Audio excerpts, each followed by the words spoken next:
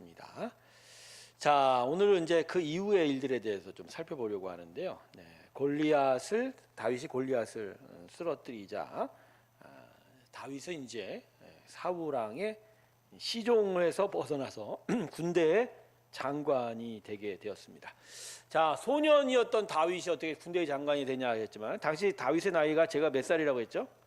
17살이라고 했습니다. 충분히 군대의 지휘자가 될 수 있는 나이인 거죠. 자, 군대의 지휘자를 됐고요. 많은 그들 블레셋과의 전투에 나가다 보니까 또 전공을 올리고 그래서 많은 사람들의 칭찬을 받는데 그 노래가 뭐라고 얘기했죠? 사울은 천천. 정확하게 얘기하면 사울이 죽인 사람은 1000명인데 다윗이 죽인 사람은요? 만만이다. 일종의 이건 대꾸적인 수입을 해서 다윗이 사울보다 낫다 뭐 이런 식으로 익힐 수도 있는 거죠. 그만큼 다윗이 열심히 정말 잘 싸웠다라는 이야기인데 그러자 사울이 다윗을 바라보는 눈빛이 달라지게 되었어. 사무엘상 18장 9절의 말씀을 보면 그날 후로 사울이 다윗을 주목하더라.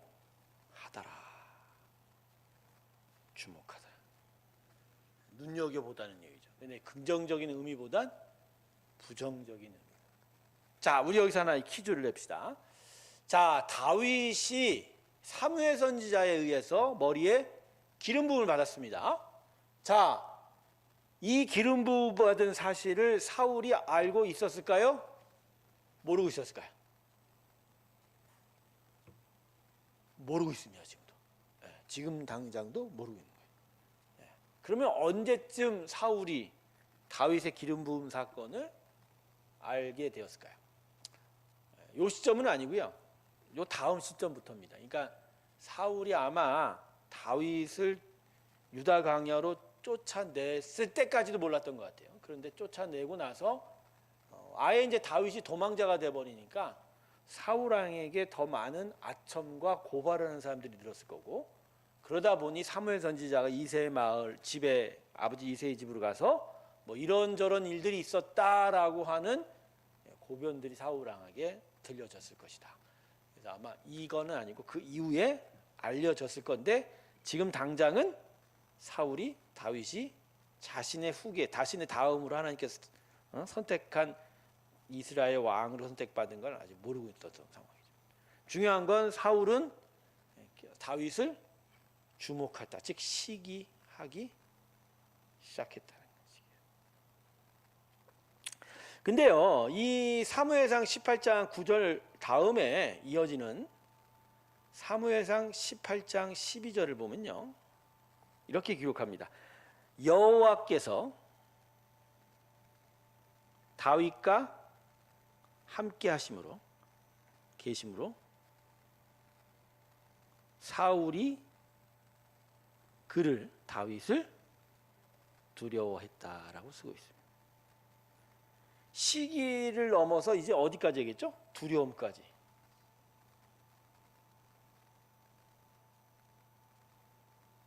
이게 하나님께서 함께 하셨다라는 것은요, 다윗의 일에 형통함이 나타났다는 거거든요. 이거는 기복적인 은혜가 아니라 하나님께서 다윗을 축복하신 거예요. 다윗이 싸우러 나가고 다윗이 하는 일마다 승리하게 만드셨다는 거죠. 이건 누가 봐도 다윗에게는 하나님이 함께 하시구나.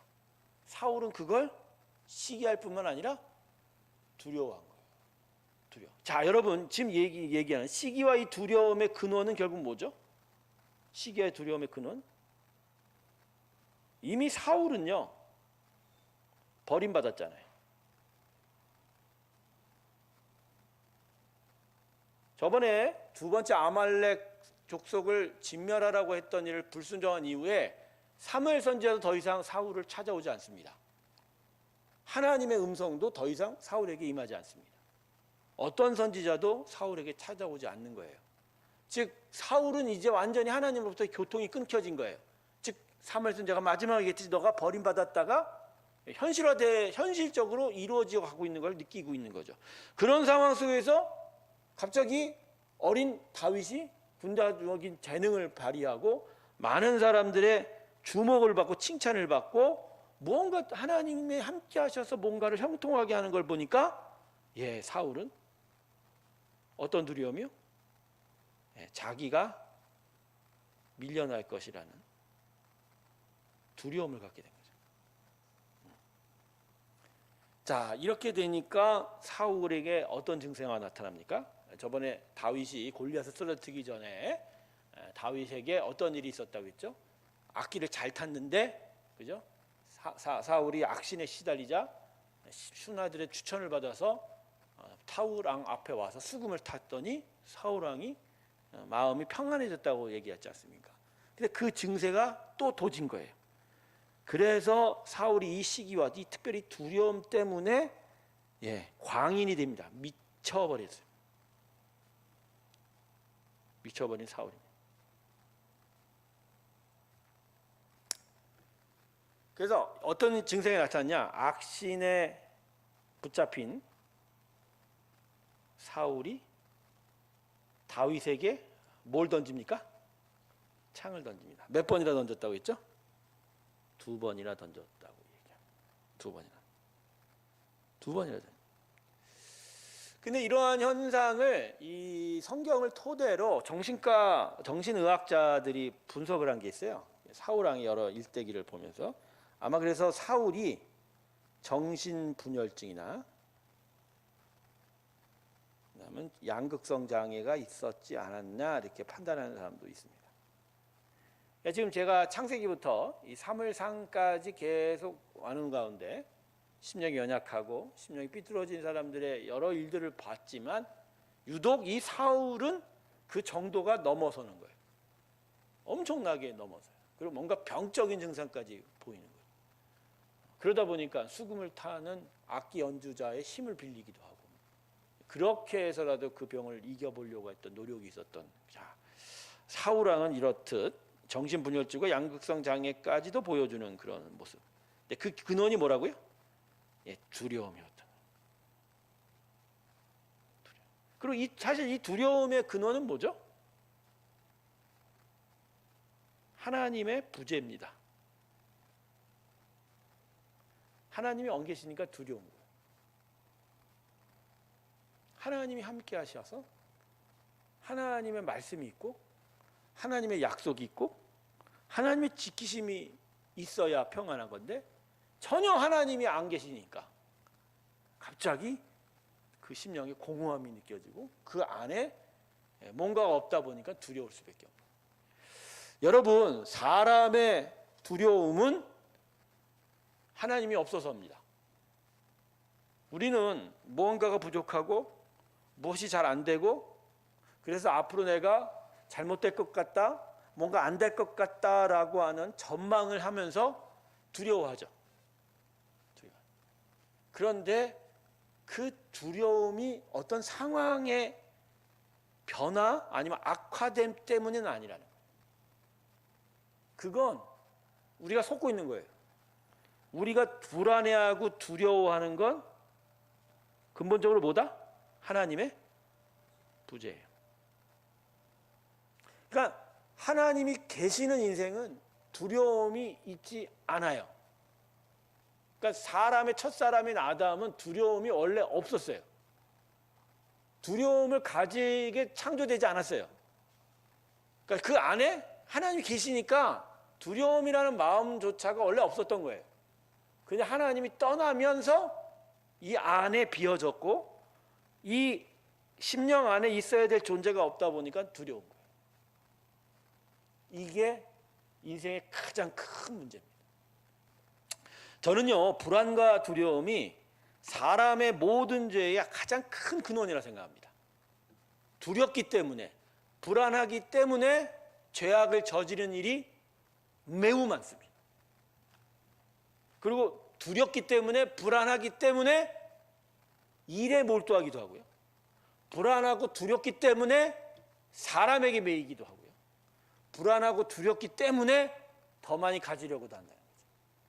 그러니까 우리 심령에 있어서 이 두려움은 우리의 욕구를 자극하고요. 우리의 욕구로부터 범죄가 나타나도록 만듭니다. 근데 이 두려움의 근원은 뭐라고요? 하나님이 안 계시니까. 여러분, 이게 모든 인생이 죄인이라는 얘기예요. 어떤 이야기는 범죄함이 뭐 잘 안 나타나는 사람이 있고, 어떤 사람은 상식적으로 참 도덕과 그죠? 여러 가지 범죄를 잘 지켜가는 사람이 있지만, 그러나 그 인생 안에 이러한 기제들은 계속 있다는 거죠. 그리고 어느 순간 보이지 않게 그 욕구들이 두려움에서 자극돼서 범죄가 나타날 수 있는 가능성이 100%입니다. 자, 여러분 자신의 마음을 한번 되돌아보십시오. 예. 여러분의 삶 속에 지금 두려움이 어느 정도로 있습니까? 두려움이 없는 사람은 없어요. 왜냐하면 첫사람 아담이 깨지고 나서, 물론 하나님이 우리 안에 예수를 통해서, 성령을 통해서 하나님의 임재를 허락하셨지만, 그러나 그 충만함을 다 이루지 못하기 때문에, 완전한 충만함을 이루지 못하기 때문에 이 땅에 살아가는 시간들은 전부 다 두려움과 싸우는 시간들이죠. 두려움. 그래서 두려움이 있어요. 근데 그 두려움이 어느 정도로 있느냐? 두려움을 이기고 있느냐? 아니면 두려움을 극복하고 있느냐? 아니면 두려움에 매여 있느냐? 아니면 두려움이 지고 있느냐? 아니면 두려움이 가득하냐? 아니면 하나님이 가득하냐? 여러분 잘 한번 생각해 보세요. 하나님이 여러분 안에 가득하면요, 범죄함이 안 나타나요. 그러나 두려움이 있으면 그 두려움이 여러분으로 하여금 많은 죄를 범하게 만드는 일이 맞습니다. 여러분 이것을 한번 고민해 보시고, 사울이 바로 하나님께 버림받고 또 하나님이 그의 안에 계시지 않음으로 인해서 이러한 정신분열증이 나타나고, 그 두려움은 그의 탐욕을 자극해서 결국 다윗을 시기하고 다윗을 12년 동안이나 유다 광야로 내몰고 죽이려고 도망했던 일까지도 나타나게 되었다. 그 결국 사울은 나중에 자신의 목숨을 스스로 끊습니다. 여러분 자살을 했던, 사울이 자살한 이유의 가장 큰 게 뭐죠? 사무엘상 마지막 장을 보면 두려움에 찬 모습이었어요. 화살에 맞아서 중상을 입었거든요. 그리고 자신의 칼을 잡은 시종, 즉 자신의 부관한테 너 내 칼로 날 찔러 죽여라고 얘기했을 때 이유는 누구에게 처참하게 지고 싶지 않은 거예요. 적군에 의해서 목이 달아나고 싶지 않았다. 그러니까 스스로 죽고. 근데 그게 사실 두려움이거든요. 두려움, 지고 싶지 않은. 그러니까 수많은 정신병적, 정신과적 치료가 필요할 정도의 여러 마음의 상함이 사울에게 있어요. 나중에 그 보면 열등감에 휩싸인 모습도 있거든요. 사울왕은 진짜 열등감의 화신이었던 것 같아요. 다윗과의 나이 차이가 거의 20몇 세입니다. 네, 20몇 세. 그러니까 사울이 죽었을 때가 거의 80세라고 보는데 다윗이 그때 당시 35살이라고 보는 추측이 있어요. 그러니까 다윗 나이가 한창 무르익을 때가 20살이었으면 35살 정도가 더 많았다면 55세였던 거거든요.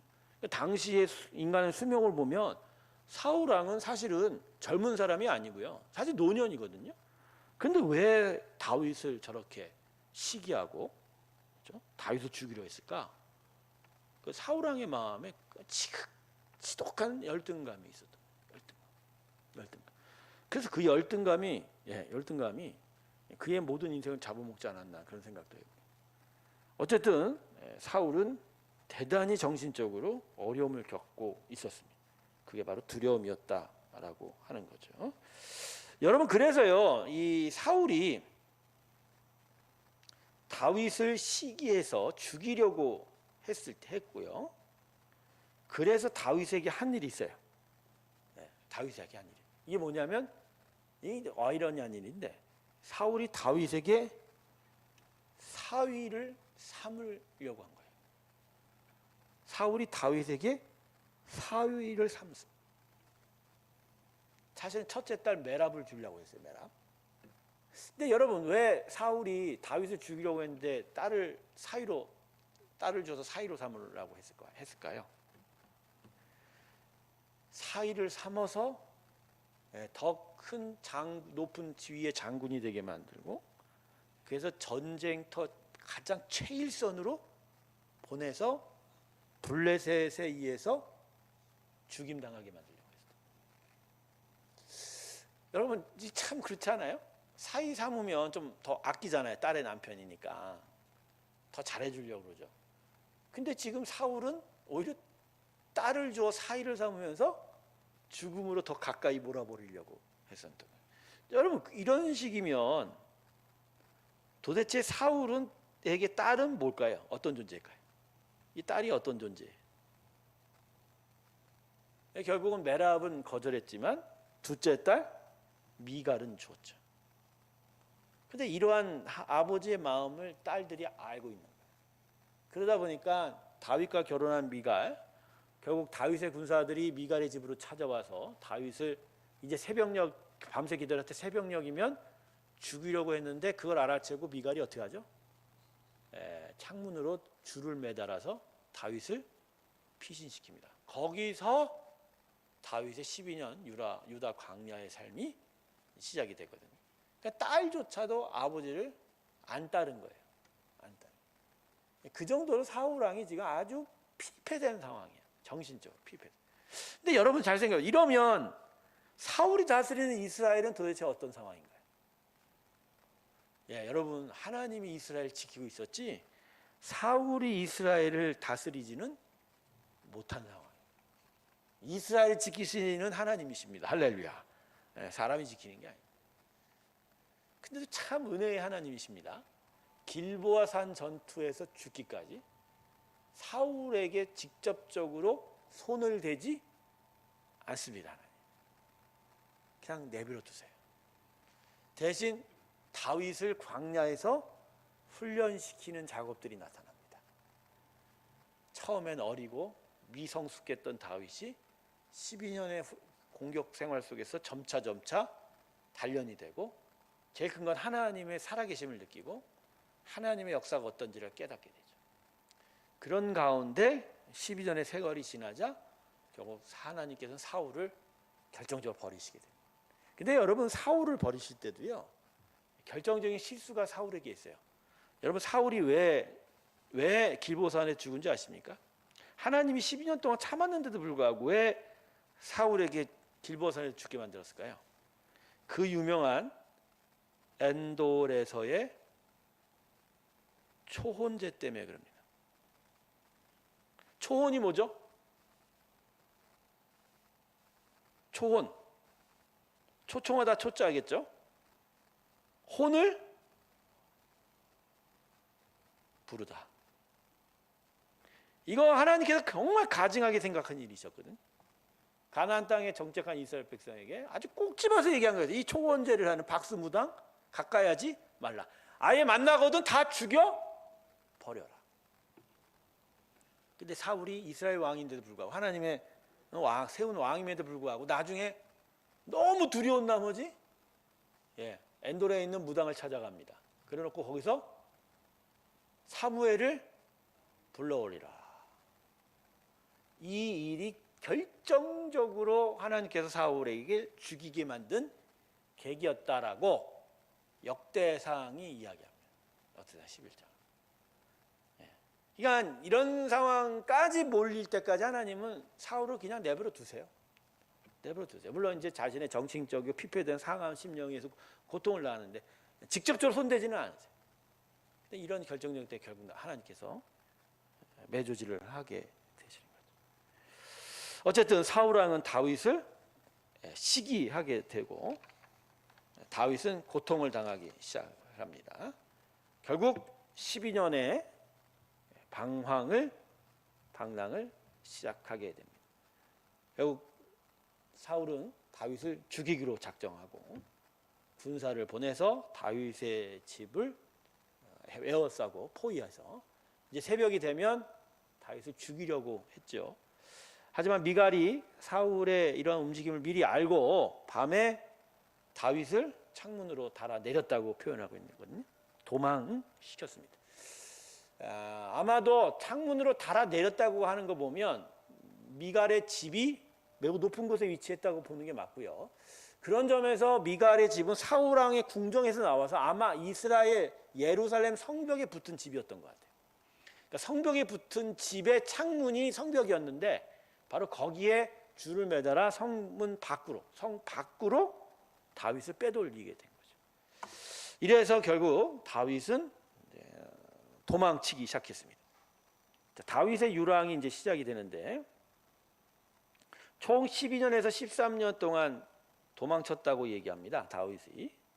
자, 그 첫 번째 집에 나와서 어디로 갔냐면요. 라마로 갔습니다. 여러분 라마를 기억하시는지 모르겠지만 사무엘 선지자의 기거청입니다. 사무엘 선지자가 사울 왕을 버림받고 다윗을 기름 부은 후에 아마 노년의 나이에 아마 은퇴를 했던 것 같아요. 하지만 여전히 하나님의 거룩한 선지자로서의 어떤 품위는 유지하고 있었던 것 같아요. 그게 바로 이제 라마에서 이제 있었던 것인데 다윗이 그곳으로 찾아갑니다. 근데 여기서 재밌는 일이 하나 나타나죠. 어떤 일이 나타납니까? 다윗을 쫓던 병사들이 라마로 쫓아갑니다. 거기서 다윗을 붙잡으려고 했는데 희한한 일이 나타납니다. 라마에 아무래도 이제 사무엘 선지자가 선지자들을 가르치고 있었단 말이에요. 근데 그 선지자 무리들이 라마에 많다 보니까 군사들이 들어가자마자 성령에 휩싸이게 되고 그래서 이 군사들이 다윗을 잡기는커녕 뭐 한다고 했죠? 예언을 했다고 합니다. 이 군사들이 예언. 그러니까 성령에 매였다라고 보는 게 낫겠죠. 그러니까 라마라는 도시가 완전히 성령의 충만함이 있어서 역사함이 있어서 다윗을 해하려고 했던 이 타울의 군사마저도 그냥 성령에 취해서 막 예언을 하고 방언을 하고 그렇죠? 심지어 벌거벗고 예언했다고 하지 않습니까? 벌거벗고 예언. 여러분 이사야 선지자가 벌거벗은 거 아십니까? 예언할 때 남유다 왕국에 근데 재밌지 않습니까? 왜 성령에 취하면 성령의 감동이 있으면 벌거벗었을까요? 왜 성령의 감동이 있으면 벌거벗었을까요? 이 연구 대상입니다. 아니 구약이 한두 번 나온 사건이 아니에요. 몇 번 반복이 되거든요. 성령에 의하면 왜 벌거벗었을까? 저도 한번 나중에 궁금하게 한번 찾아봤으면 좋겠습니다. 어쨌든 라마에서 사무엘 선지자의 집에 기거하면서 도망쳤지만 계속 있을 수는 없겠죠. 계속 있다가는 무슨 일이 날지 모르는 거죠. 스승 사무엘 선지자도 해를 당할 수 있어서 그래서 이 라마에서 또다시 도망칩니다. 어디로 도망치냐? 이제는 노브로 갑니다. 자, 이 롭이 어디냐면 당시 성소가 있었던데요. 성막이. 아마 실려있던 성막이 이때쯤 노브로 옮겨갔던 것 같아요. 자, 이 성막이 있다 보니까 여기에 제사장이 있겠죠. 당시 제사장이 아히멜렉이었습니다. 다윗 혼자서 라마에서 떠나서 롭으로 가서 제사장에게 자신의 몸을 의탁하게 됩니다. 그런데 처음엔 거짓말을 했어요. 누구도 믿을 수가 없다 보니까 그런 거겠죠. 그래서 아히멜렉이 어떤 거짓말을 합니까? 내가 지금 사울 왕의 비밀스러운 명령을 수행하고 있다.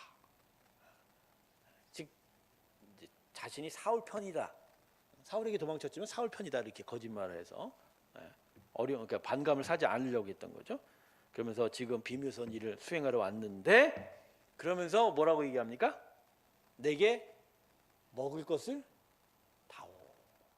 아마 며칠을 굶었던 것 같아요. 쫓기느라고. 그러자 이 아히멜렉이 뭐라고 얘기합니까? 성막 여기는 다른 먹을 건 없어. 근데 지금 가지고 있는 게 있는데 그게 뭐냐면 진설병이 있어. 이걸 너한테 줄게. 먹어. 그래서 진설병 몇 덩이를 먹었다고 하죠? 5개를 먹었다고 하죠. 자, 여기서 제가 여러분에게 좀 더 자세하게 살펴보겠습니다. 여러분, 진설병이 뭐죠? 자, 진설이 뭐죠? 진설? 진설. 차려낸 거죠. 차려서 진열해 놓았다. 진열한. 병은요, 떡이겠죠. 자, 진설병은 어느 때에 있는 거냐면 어떤 거냐면요. 자, 하나님의 성막이 장방형입니다. 텐트가 그러니까 어떤 장막이고요. 그 안에 직사각형의 성소가 있습니다. 이게 텐트죠, 이거는. 이 장방형의 성막 뜰에 뭐가 있냐면 제단이 있죠. 여기는 화로입니다. 불화로. 그리고 그 앞에 물두멍이 있습니다. 손을 씻는 겁니다. 그러니까 사람들이 성막 뜰에 오면 여기서 고기를 짐승을 잡고 안수하고 기도하고 각을 뜹니다. 이건 제사장이 하지 않습니다. 제물을 가지고 온 남자 이스라엘 백성이면 이걸 다 해야 돼요. 그리고 그걸 어디다 올립니까? 제단에 올립니다. 그리고 물두멍에서 어떻게 하죠? 손을 씻습니다. 이게 이제 성막 뜰에 있는 기구예요. 자, 그러면 성소 안에는요. 자, 반으로 쭉 나눠지죠? 요거를 뭐라고 하죠? 지성소. 아무나 못 들어갑니다. 여기는 성소. 지성소는 딱 한 사람만 들어가요. 대제사장. 그도 매일 못 들어갑니다. 1년에 딱 한 번. 히브리어 말로는 욤키프라고 대속죄일 날 들어갑니다. 대속죄일 날. 이 지성소와 성소 사이에는 뭐가 있죠? 휘장이 있습니다. 휘장. 나중에 이 휘장이 이제 성전 안으로 들어갔다가 예수님이 십자가에 처형되고 운명되는 날 위에서부터 아래로 찢어졌죠. 이제 사람과 하나님 사이에 경계선이 없어졌다는 얘기죠. 이 지성소 안에 뭐가 있냐면요. 언약궤가 있습니다. 근데 성소에는 또 뭐가 있냐? 성소에 두 가지가 있어요. 서로 마주 보자. 세 가지가 있는데 한쪽은 금촛대입니다. 7개. 완전수를 가리키죠. 이 금촛대의 모형이 목양실 제 책상 바로 오른쪽에 있습니다. 예루살렘에서 가져온 겁니다. 그 맞은편에 뭐죠? 테이블 위에다가 떡을 2개로 해서 6개씩 겹쳐서 쌓아 놓았답니다. 6개씩 몇 개요? 총 12개. 이게 진설병입니다. 진설병. 그러니까 하나님의 거룩한 장소에서 하나님께 드려진 거예요. 드려진 거예요. 이 의미가 남달라요. 촛불 금촛대는 진리를 얘기하고, 이 진설병은요. 나중에 생명인 떡으로 오신 예수님을 얘기해요. 양식을 얘기하죠. 말씀을 얘기하게 해요. 근데 하나 빠진 게 뭐죠? 이 성막 지성소 바로 앞 휘장 앞에 뭐가 있었다고 하죠? 분향단이 있었습니다. 제사장이 계속 가서 향을 폈는데 요한계시록 5장과 7장을 보면 향단에서 피워진 향이 천상의 하나님 보좌에 상납이 될 때 이것이 뭐라고 했죠? 성도의 기도다. 자, 그래서 하나님의 거룩한 성소 안에는 세 가지가 같이 들어가 있는 거예요.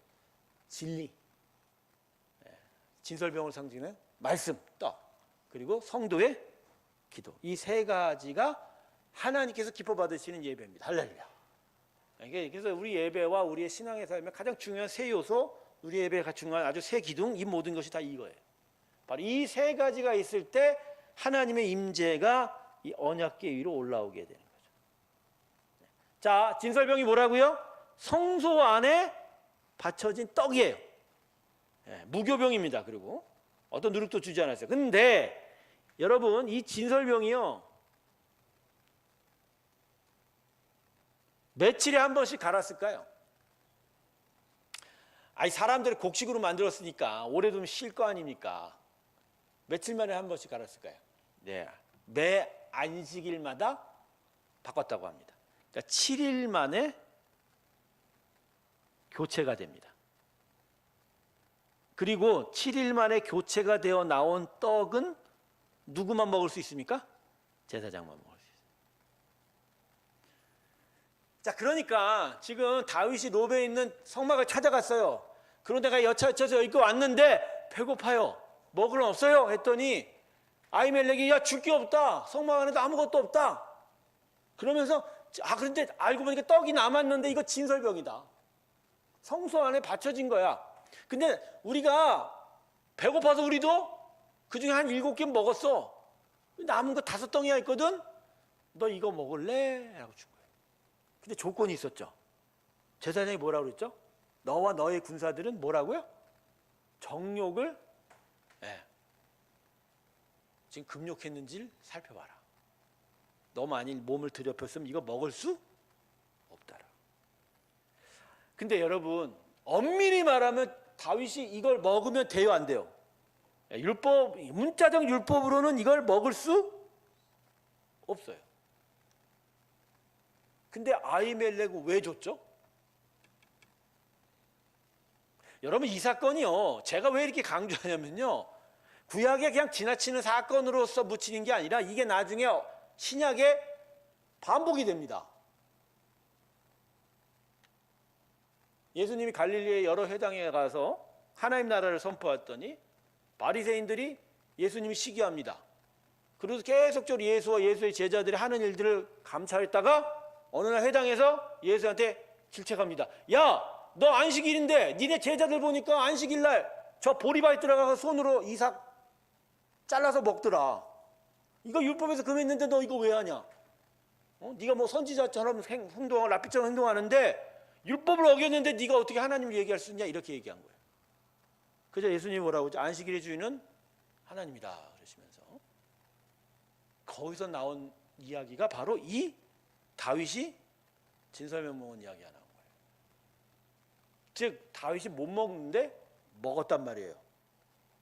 그게 율법을 어긴 게 아니라는 거예요. 아히멜렉은 율법의 가장 기본적인 정신을 알았다라고 칭찬받는 거예요. 즉 뭐냐? 문자적으로 틀린 게 틀렸지만 그게 더 중요한 하나님의 마음. 굶주린 자에게 먹을 걸 주려는 하나님의 헤세드, 인애, 이걸 이루었으니 아히멜렉이야말로 율법을 지킨 자다.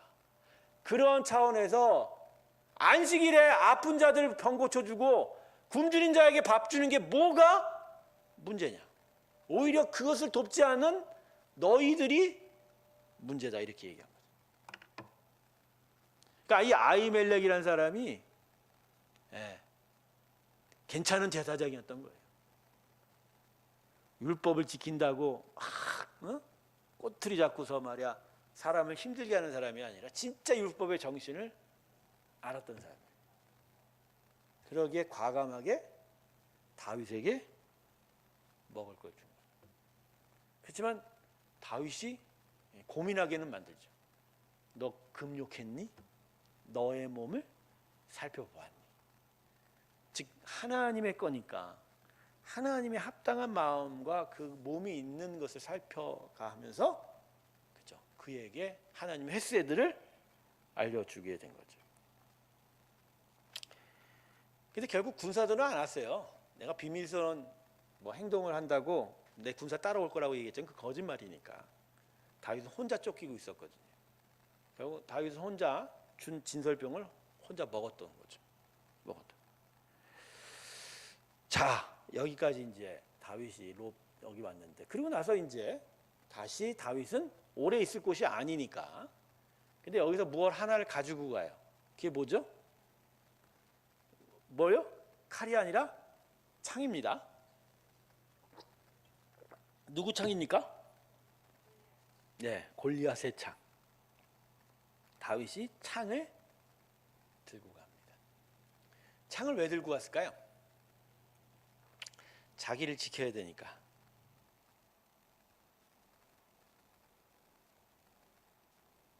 자, 골리앗을 쓰러뜨릴 때는 갑옷을 원치 않았습니다. 투구도 받지 않았습니다. 그 손에는 돌이 있었습니다. 그리고 거인 골리앗을 쓰러뜨렸죠. 그러나 이제 사울 왕에게 쫓겨가면서 하나님은 다윗의 손에 무엇을 지어주시니까? 칼을 지어주셨습니다. 이건 골리앗을 무너뜨릴 때 돌맷돌의 그 믿음이 없어졌다 그 얘기가 아닙니다. 다윗의 삶에 또 다른 내용이 펼쳐질 것에 대한 이야기입니다. 또 다른 내용이 펼쳐질 것. 그래서 특별히 골리앗이 가졌던 창을 줍니다. 너가 이겼던 그 자의 창으로 너는 나의 뜻을 따라가라라고 하는 그런 마음, 하나님의 메시지가 여기에 담겨져 있는 거죠. 근데 이 노브를 빠져나온 다윗이 실수를 하게 됩니다. 노브에서 도망쳐서 떠나서 어디로 갑니까? 다윗이? 블레셋으로 망명을 합니다. 이거 아직도 어린 거예요. 자, 지금 이스라엘 왕으로 기름 부음 받았지 않습니까? 하나님이 택함 받았는데 그건 생각 안 하고 사울 왕에게 급하게 쫓기다 보니까, 목숨을 구하다 보니까 국경을 넘어버린 거예요. 당시 이스라엘은 블레셋과 처절하게 싸우고 있는 상황이거든요. 형세는 블레셋이 이기고 있었어요. 5개 도시국가로 되어 있던 도시국가 연맹처였던 블레셋이 계속하게 이스라엘을 침범하고 이스라엘을 악탈하고, 그것과 싸우느라고 사울 왕이 막 지쳤고 많은 이스라엘 백성들이 죽어나갔던 그런 상황 속에서 다윗이 나타나서 뭔가 블레셋을 이기고 가는 듯 했지만 사울 왕의 시기로 다윗이 지금 쫓겨가게 되고 오히려 블레셋 땅으로 멸명하게 된 거죠. 이때 실수를 하게 됐죠. 자, 그래서 이 블레셋 땅으로 넘어간 다윗이 가드라는 땅에 가드의 왕인 아기스에게 망명 신청을 합니다. 근데 하나님이 이 길을 막으세요. 가드 땅에 도착하자 가드의 신하들이 아기스 왕에게 뭐라고 참소를 합니까? 저놈이 그놈이야. 저놈이 그놈이에요. 언놈인데 우리를 연승했던 놈입니다. 저 골리앗도 쓰러뜨린 놈이 저놈입니다. 저놈이 지금 여기 왔는데 저거 뭔 짓 하러 온지 모릅니다. 신하들의 어떤 경계의 말들이 아기스 왕에게 전달되어 갔고, 이걸 본 다윗이 어떻게 합니까? 그 앞에서, 아기스 왕 앞에서 미친 척합니다. 침 질질 흘려가면서 미친 척합니다. 여러분, 하나님의 인도하심을 받지 못하면 때로는 수치를 당하게 됩니다. 그래도 이 수치를 당해도 다윗은 살아야 되니까 하나님 이것도 아마 허락하셨던 것 같아요. 미친 척해서 결국 다윗은 아기스 왕에서부터 쫓겨납니다. 그래서 아기스 왕에 쫓겨나서 다윗이 어디로 갑니까? 블레셋 망명했다 다시 유다 땅으로 들어옵니다.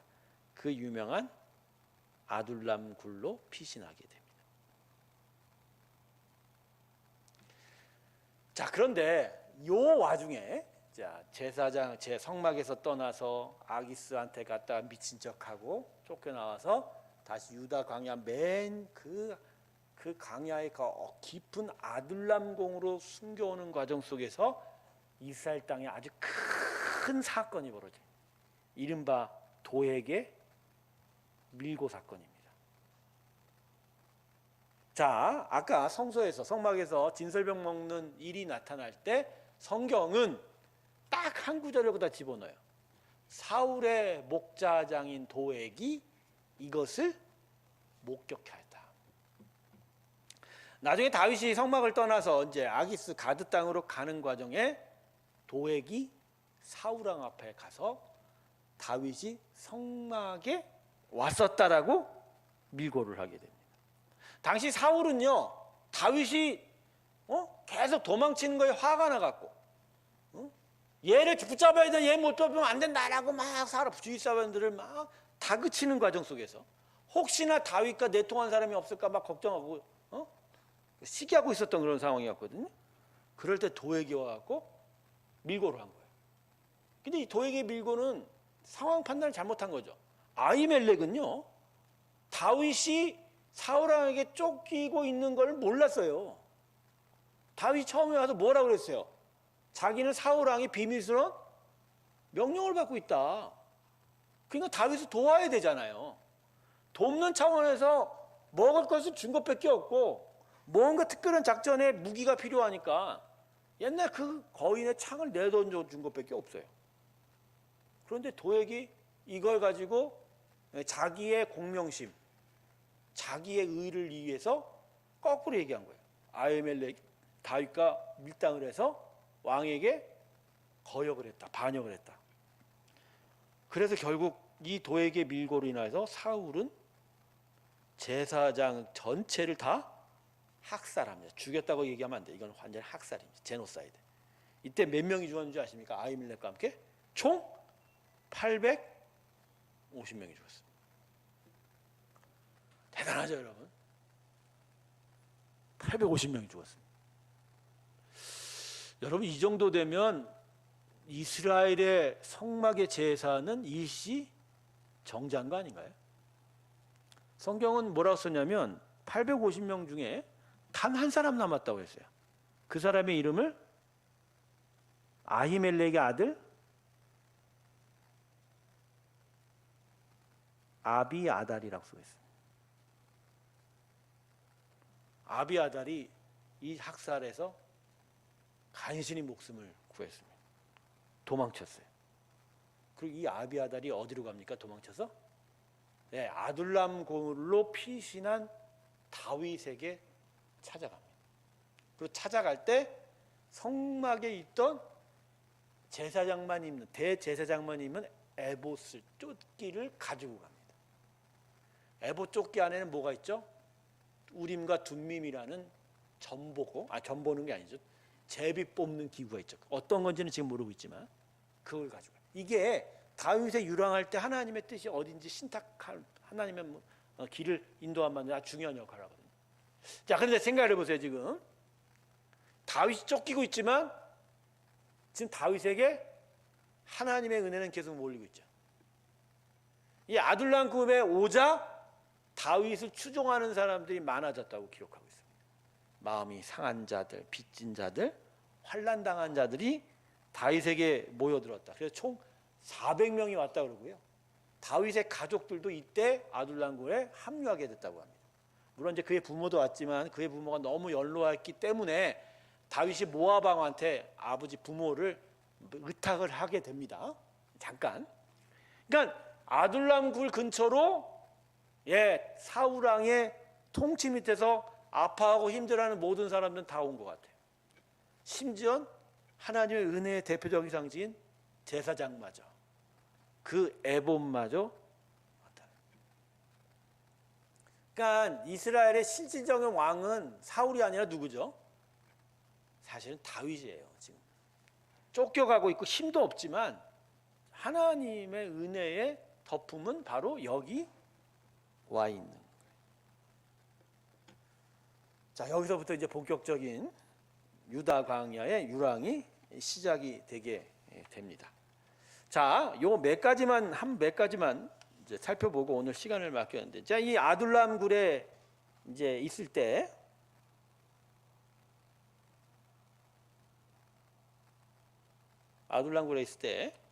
다윗이 그일라 사람들을 돕습니다. 구원해 줍니다. 그일라 사람. 이 사람들이 유다 지파인데 블레셋 사람들이 공격을 받았나 봐요. 그래서 그일라 사람들이 막 어려움을 당한 가운데 다윗과 400명이나 모은 그 세력들이 나중에 600명까지 불어나게 됐다는데, 이 다윗과 부하들이 블레셋의 공격을 받는 그일라를 가서 블레셋 사람들을 군사들을 막아냅니다. 그러니까 그일라 사람들이 구원을 받게 된 거죠. 그런데 사울 왕이 이 소식을 듣고 군사를 보내서 다윗을 잡아오려고 한 거예요. 여러분 대단하지 않습니까? 이상하지 않아요? 좀 블레셋 사람들이 그일라를 공격해서 이스라엘 땅을 공격하고 그 백성들을 그저 괴롭히고 있는데 왕이라는 작자는 그일라 사람들을 구원하려고 하지 않고 누구를 잡으려고 그래요? 다윗을 잡으려고. 정신이 나간 거죠. 한마디로 자기가 왕이 왜 됐고 무엇을 위해서 왕 되는지를 사울 왕이 잊어. 근데 어쨌든 사울 왕이 보낸 군사들이 그일라로 오게 되는 것을 듣고 다윗이 이것이 앞으로 어떻게 될지 궁금해서 하나님의 뜻을 물어보았습니다. 근데 왜 다윗이 뜻을 물어봤냐면요, 그일라 사람들의 태도가 어정쩡했나 봐요. 처음엔 자기들을 구해준 거에 대한 감사가 있었는데 사울 왕의 군대가 온다는 소리가 들리자 어정쩡했나 봐요. 그러니까 이 사람들을 믿고 여기 있으면 붙잡힐 수도 있겠다. 그래서 하나님께 물어봤더니 아비아달의 에봇을 놓고 우린과 둔미를 통해서 하나님 뜻을 몰았더니 하나님의 음성이 뭐라냐? 그일라 사람들이 너를 배반할 거다. 그러니 너는 여기서 떠나라. 그래서 아둘람 굴에서 그일라를 거쳐서 다윗이 다시 유다 광야 깊은 곳으로 들어갑니다. 마온 광야라고 하는 데인데요. 뭐 지명 이름은 뭐 기억 안 하셔도 됩니다. 그런데 여기서 절체절명의 위기를 맞이하게 됩니다. 어떤 위기냐? 사울 왕의 군대가 다윗을 아주 턱 밑에까지 쫓아온 거예요. 가령 뭐 이쪽 계곡이었으면 맞은편 계곡에 사울의 군대가 나타나서 조금만 빨리 추격을 하면 다윗을 잡을 수도 있는 그런 순간이었던 거죠. 여기서 하나님께서 또 다윗을 보호해 주십니다. 때마침 블레셋의 공격을 받게 되고 사울 왕은 어쩔 수 없이 군사를 물려서 블레셋을 막아낼 수밖에 없는 상황이었죠. 그래서 턱 밑까지 쫓아온 사울의 군사들은 물러나게 되고 이때 그 지형의 바위를 이름을 따서 다윗이 뭐라 말하냐면 셀라 하마 드곳이다. 이게 분리의 바위란 뜻이거든요. 아마도 잡힐 뻔했는데 바로 이 지점에서 하나님께서 사울 왕을 멀어지게 만들었나 봐요. 물러가게. 그래서 그 지역의 이름을 셀라 하마 드곳이라고 이름 붙이고 그래서 다시 더 깊은 곳으로 피했는데 그 이름하여 엔게디 요새라는 곳에 다윗이 몸을 숨기게 됩니다. 사실 이 사무엘상 한 10장 정도의 다윗의 12년의 광야 도망친 사건이 기록이 되어 있는데 이게 시간적인 배열일 것 같지만 그 과정이 금세 옮겨간 것 같지만 이게 그냥 옮겨가지 않았어요. 거의 사이사이마다 몇 년씩 걸려 있었을 수 있는 그런 이야기를 짧게 요약을 했던 것 같아요. 자, 오늘은 여기까지 할게요. 자, 이 엔게디 요새에 숨어드는 것까지 하겠습니다. 자, 그러나 다음 시간에는 엔게디 요새로부터 이제 뭔가 전세가 역전되는 일이 나타나게 됩니다. 그러면서 다윗이 죽은 사울을 대신해서 이스라엘 왕이 오르는 데까지 역사가 진행이 될 것 같습니다.